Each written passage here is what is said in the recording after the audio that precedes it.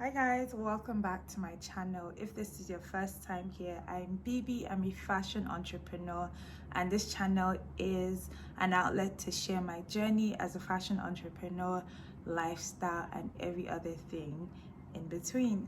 So today, I know if you clicked on this video, you're wondering, why haven't I been making my sales target? Why haven't I been selling? And as someone that has been doing this for 9 years now and counting, I have quite an experience. So let me first of all state a disclaimer that I'm no sales expert, but I believe that as a business owner, one of your most important duties is to sell. You're selling to investors, you're selling to customers, you're selling yourself to future employees, you're selling yourself to strategic partners, you're selling to all kinds of people. So honing your sales skill is one of the most important things that you have to do. So I have learned over the years that sales is a very, very important part of my business. And even before hiring someone to take over your sales department in your business, it's important to know why you're not selling. So this may not directly apply to you. This may apply to some points may resonate with you more than other points, but most of these things that I'm telling you today, I've learned from experience. I've learned from first-hand consultation. So basically I'm giving you tips that I have learned myself, not just things that I'm just saying or assumptions. They're things that I actually have learned myself. So let's get into it. So the very first reason you may not be making sales is your customer service sucks. So your customer service is impolite, they're dismissive, they're not warm, they're not inviting, they don't know how to communicate well. They don't understand the type of customers that you have, so they don't understand the needs of your customers. One thing that you have to understand is your customer service is the very first point that a lot of people get to meet your business. So they're basically like ambassadors. So they need to know how to talk, they need to know how to speak well, they need to know how to communicate well. So hiring someone in this position that understands, that has good communication skills is very key. But you don't just leave it at that. You also have to train them regularly. So you should have manuals, you should have trainings, you should have frequently asked questions for your customer service.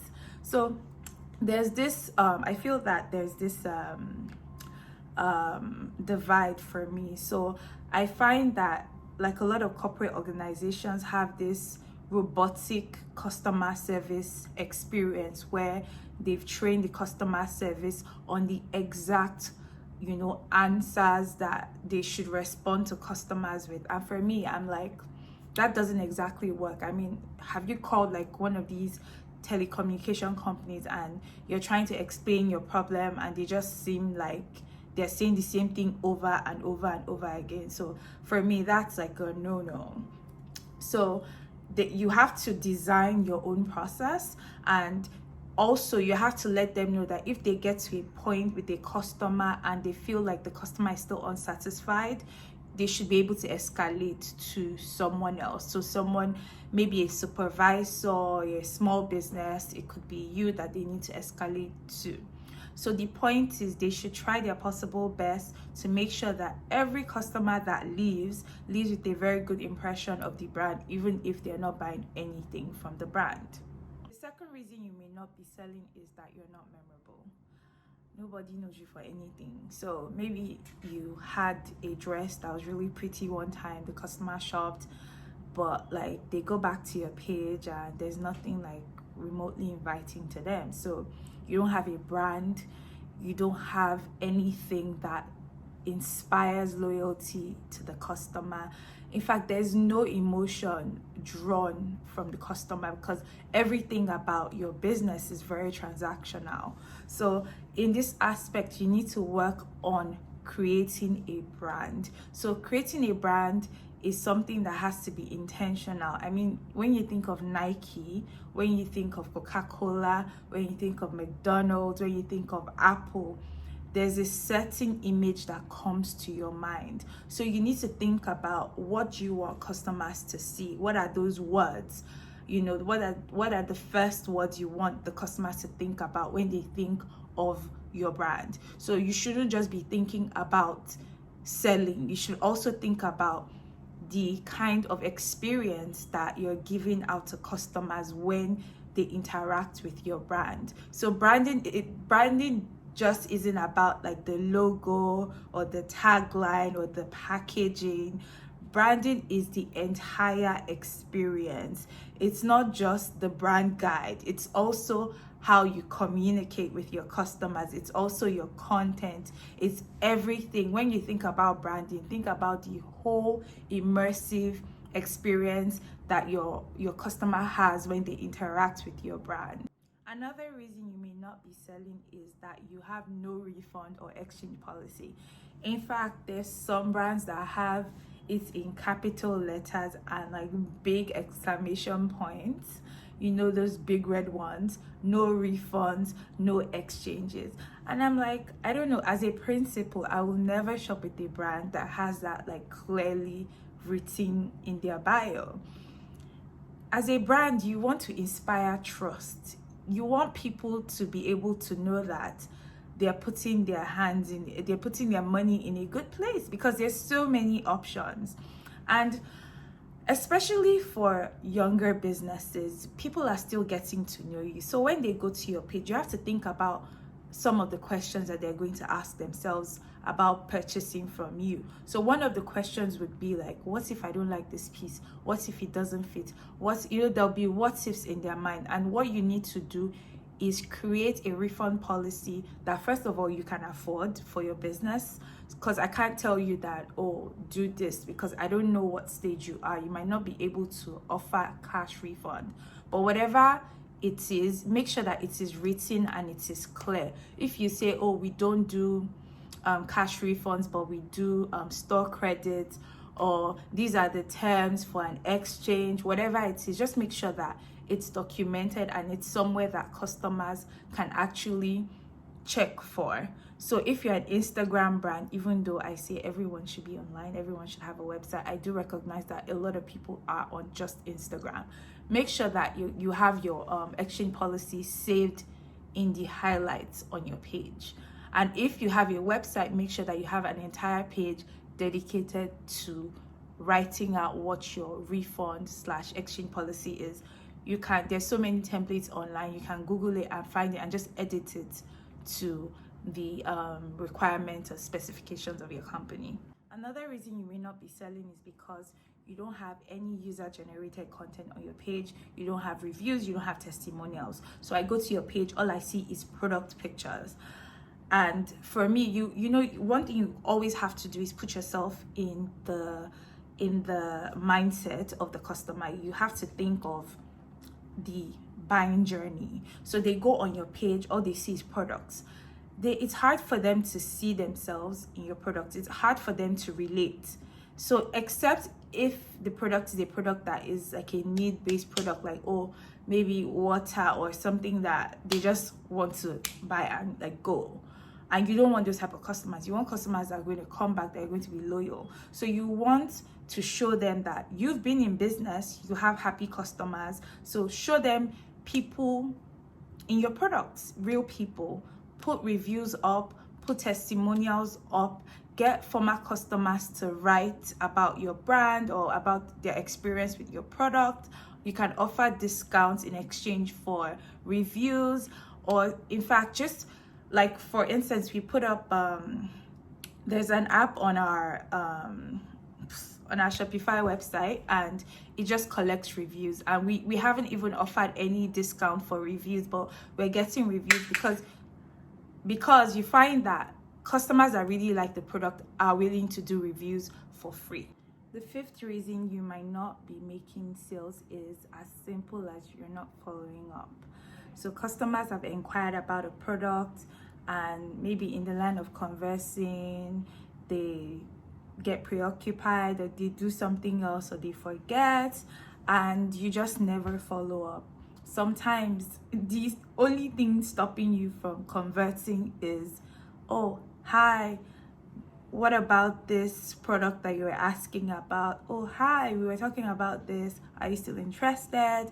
Blah, blah, blah. And in the case of like for a website, you don't have abandoned cart set up. So abandoned carts is sort of like a follow-up, an automated follow-up, because when you have abandoned cart email set up, it automatically tells the customer that they've left something in their cart. So I feel like these things are essential. Like you should always, so if you're doing it manually, or you're setting up an app to follow up on carts that have been abandoned, you should have a follow-up system. You should not just leave conversations hanging. Even though not all customers convert even after following up, whatever percentage that converts is still worth it. So you must make sure that everyone that starts a conversation doesn't end it. You follow up. Another reason you may not be making sales is you're not creating new products. So everyone has seen your entire assortment. You're not thinking about the people that have bought from you. You're just focused on getting new customers, and the people that have bought from you, they love your products. They want to see more from you, but you're not creating new products. So one thing you have to always do is think about how you can excite your customers. So it's not just about creating new products. Think about how it can be interesting, how you can launch, how you can pre-launch, all the things that can make them excited to buy from you, because buying is an experience. It's not just something that you don't just post products and say shop. You have to sort of build up that expectation. You have to build anticipation. So you have to think about all these things when you're thinking about sales. It's not just about selling that piece right there and then. There's an entire experience that goes along with it. And creating new products is a way to generate excitement and create a buzz around selling more stuff in your brand. Another reason you may not be selling, and this one is a bit contradictory to the second one, but I'll explain how it's different. You're creating too many products. So it's different in the sense that it's essential to create new products, but you have to be intentional about how you're creating new products.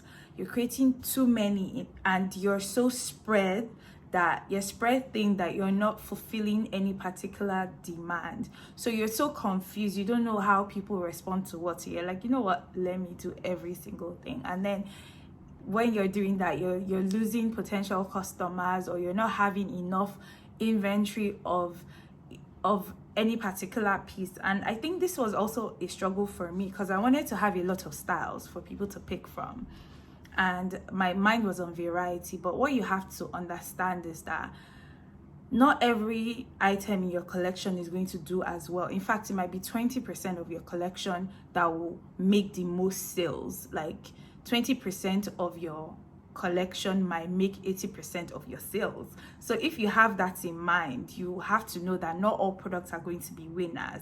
So because you know not all products are going to be winners, you have to be intentional about the types of products that you're putting out. So it means that when you're even creating products, you're filtering. You're not just putting as many stuff out there. You and your team, or you and your group of tailors, your admin, you're looking, you're testing, you're asking questions, you're saying, oh, will this work? Will this work? You're considering your customers. But when I feel that when you're putting a lot of stuff out, it is because you're generally confused, you're unsure, and that isn't really a way to go about selling. You have to be very specific with what you're trying to push. So filtering your collection, sticking to the winners in the collection, and sticking to the things that are most likely going to do well. I know that, you obviously you can't really know per se, but you have to make sure that you're able to afford whatever you're putting out. And I know the reason I'm saying this is because a lot of smaller designers, they don't have a lot of units of a particular piece. I've been there. I know what that is. So you always sell out. you're constantly selling out. And selling out is great and everything, but you need people to buy your products. You need the money in your business. So don't just be say, oh, we sold out. Be more intentional. You know this style is doing well, make more units. Stop trying to make more styles, make more units of styles that are doing well. Was I shouting? I hope you heard that one, because I feel that this is somewhere that a lot of young designers like make mistakes. I've been there, so I know. I'm talking from experience. Make sure that you're betting on your winners and you're having enough stock, because let me tell you, it is expensive. Think of your digital marketing, think of your Facebook ads. It is expensive to push different types of products. But imagine you're pushing one product, you're spending money on ads, and then you're selling that particular unit. So I know that I'm not even explaining this well. Maybe I need to dedicate another video just talking about the economies of scale when it comes to building a collection. So yeah, I think but what the point that I want you to take out of this is, make sure that you have enough units of whatever styles that you're putting out. So the next reason you may not be selling out is because you don't have an inventory system, or you have an inefficient inventory system. See, inventory is something that I myself have struggled with. Like, we've done different templates of our inventory. Like, we're constantly evolving our inventory system. I feel like if you're a product business, you understand you have to take inventory management seriously. That inventory can make or break your business. Like, I can't even express how important inventory management is. Sometimes the reason why you're not meeting your sales goals is just because your inventory is not managed efficiently. So let me just tell you a couple things that can help you in this area. First of all, you need to have a system. Whatever that system is, make sure that it is on a system. Don't do the notebook thing. So the notebook thing is what a lot of people are comfortable with, but it's not efficient. You need something that is cloud-based. So Google Sheets is your go-to. Google Sheets is free and it's easy to learn, and it's easy to teach other people how to use as well. There's so many applications. I've tried TradeGecko, I think I tried Zoho.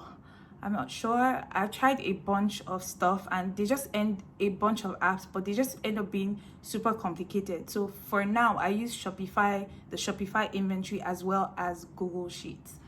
So with a good inventory system, you should be able to monitor the levels. You need to know when the threshold is. And I have to say this again. I said it in the previous point. The goal is not to be sold out. The goal is to sell as many units as possible. I mean, if you can put it on your wall, the goal is not to be sold out. I feel like, especially like with fashion and maybe the creative industry, there's some vanity metrics that people like are about. Oh, we sold out. But how many pieces did you release though? You sold out. How much did you make? The goal is to make sales, not to sell out. Like, why is your goal to sell? Your goal is to replenish your stock before it sells out. So that is not a metric that you should be proud. I mean, yeah, be proud about it. Be proud that people are interested in your products. That's something to be proud about. But I'm just saying, don't just have that chip on your shoulder that, oh, we're sold out, and just move on to the next thing. If people are still interested in our product, keep making it. And another thing you can also do is make sure that you have a wait list for items that are sold out. And you can also have apps on your website that allows people to be notified when an item is restocked if it's not available at that moment. The ninth reason why you may not be making sales is you're not marketing. So marketing is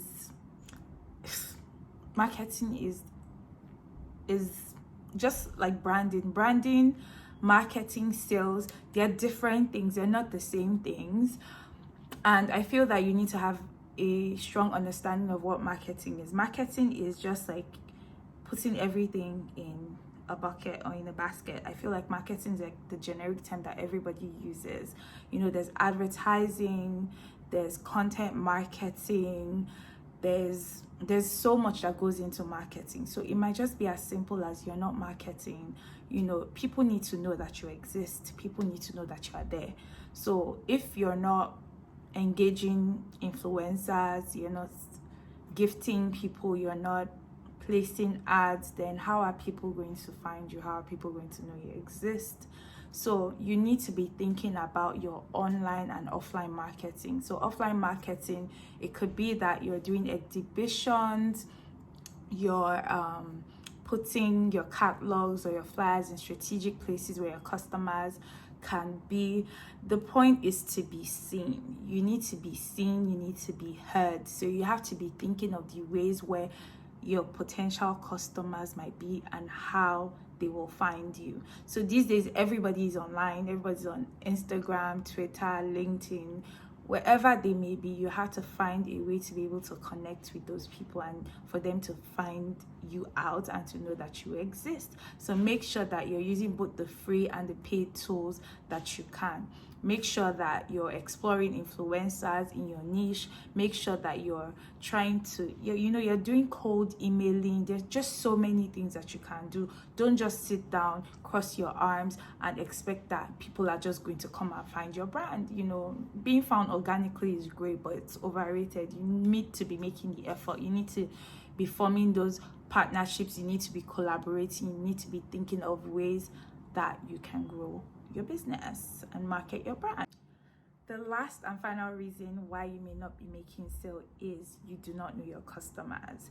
You're making so many assumptions. You know nothing about them. You're making decisions based on your assumptions about them, and you're wondering why things aren't working. This has been my story before as well. Like I said, I'm talking to you from experience.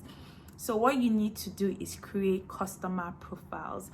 You need to know your buyer personas. You need to understand your sales funnel and how people get to know you, what stage that your customers are in with your brand. You need to have data. You need to be collecting data about your customers. You need to have their names, your numbers, emails. You need to be taking feedback. You need to be taking surveys and feedback, and not just taking these things and not using it. You need to be looking through them and making your decisions from them. It's so easy to just assume that the reason that people are not buying from me is because it's my price.